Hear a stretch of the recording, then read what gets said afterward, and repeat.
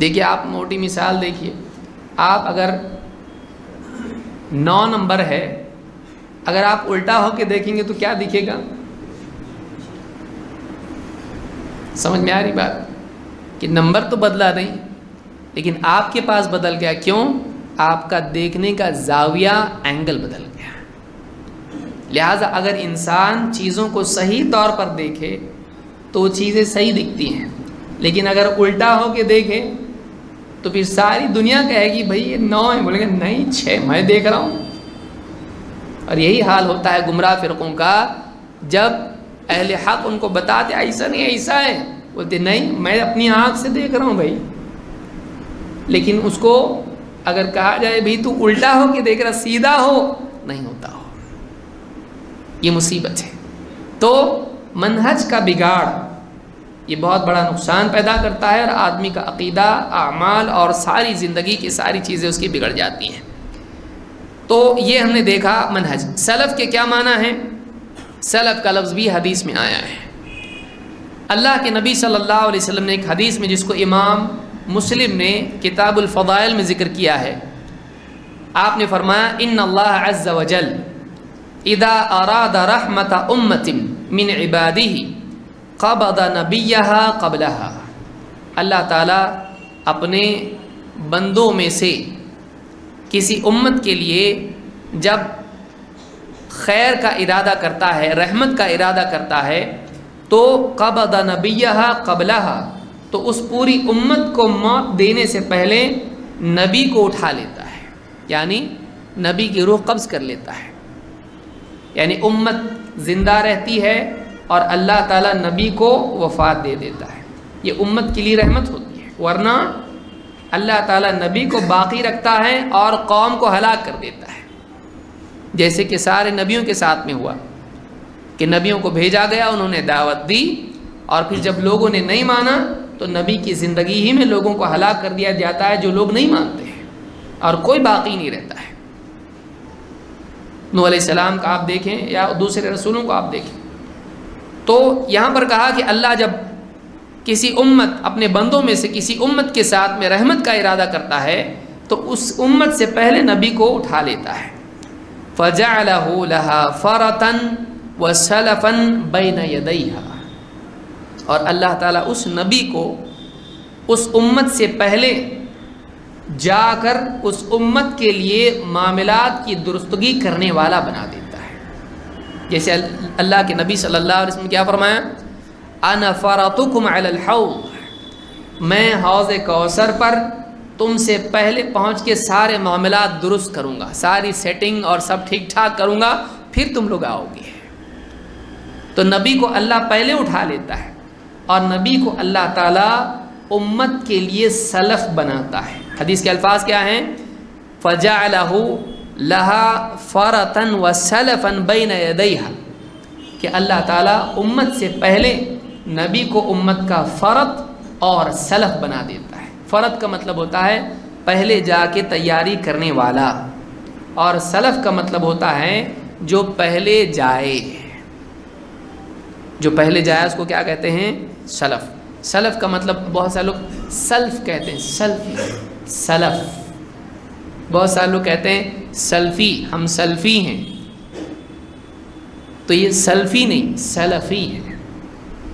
سلفی سین پر بھی فتحہ ہے، لام پر بھی فتحہ ہے، جس کو ہمارے ہاں زبر کہتے ہیں. سین پہ بھی زبر ہے اور لام پہ بھی زبر ہے. سلفی. یا کہیں گے ایس کے بعد بھی اے ہے اور ایل کے بعد بھی اے ہے. ایس پہ بھی زبر ہے اور ایل پہ بھی زبر ہے. سلفی نہیں، سلفی. وہ سیلفی لینے والے بولیں گے، وہ الگ ہے، وہ سیلفی ہے. وہ سلفی. تو یہ سلف کا جو لفظ ہے، سلف یہ حدیث میں بھی آیا ہے. اور ہمارے سلف کون ہیں؟ اللہ کے نبی صلی اللہ علیہ وسلم. اور ہمارے سلف ہیں صحابہ، تابعین، تبع الاتباع، تبع تابعین، اور وہ جو ہم سے پہلے چلے گئے اس منہج پر جس پر صحابہ تھے. تو اللہ کے نبی صلی اللہ علیہ وسلم بھی ہمارے کیا ہیں؟ سلف ہیں. پہلی شخصیت ہمارے لیے سلف امت کے اعتبار سے नबी सल्लल्लाहु अलैहि वसल्लम, फिर सहाबा, ताबईन और तबा ताबईन या तबउल अतबा जिसको कहते हैं, ये हमारे सलफ़ हैं, और फिर वो जो उनके नक्श कदम पर चले हैं। तो ये हमने आज देखा, नंबर एक पहली चीज़ हमने क्या सीखी, नंबर एक मनहज बहुत ज़रूरी है। मनहज का सही होना अक़ायद को सही करता है, आमाल को सही करता है, और मनहज का बिगाड़, अगर आदमी के मनहज में बिगाड़ हो तो बहुत मुमकिन है उसके अक़ीदा भी बिगड़ जाए और इबादत भी बिगड़े, बिदात में मुब्तला हो जाए वो। क्यों? किस वजह से? उसके उसूल गलत हैं, दीन को समझने के उसूल गलत हैं। मनहज का मतलब क्या है? वाज़े रास्ता, रास्ता जिसके ज़रिए से आदमी दीन को समझने के लिए पहुंचना चाहता है मंजिल पे, सही माना तक पहुंचना चाहता है दीन के, कुरान के, हदीस के, दीन को सही तौर से समझने के लिए कि नबी सल्लल्लाहु अलैहि वसल्लम की पैरवी का हक़ अदा करने के लिए, कि एक इंसान के दिल में ये चाहत है कि नबी के रास्ते पर मैं चलूँ। तो नबी के रास्ते पर सबसे पहले कौन चला? सहाबा। तो सहाबा जो चले हैं, कैसे चले? जैसा वो चले वैसा चलने की कोशिश करना और वो मालूम करना कि कैसा चले वो, इसका नाम क्या है? मनहज है। तो मनहज उस रास्ते को कहते हैं जिसके ज़रिए से एक इंसान हक़ की मारिफत हासिल करता है।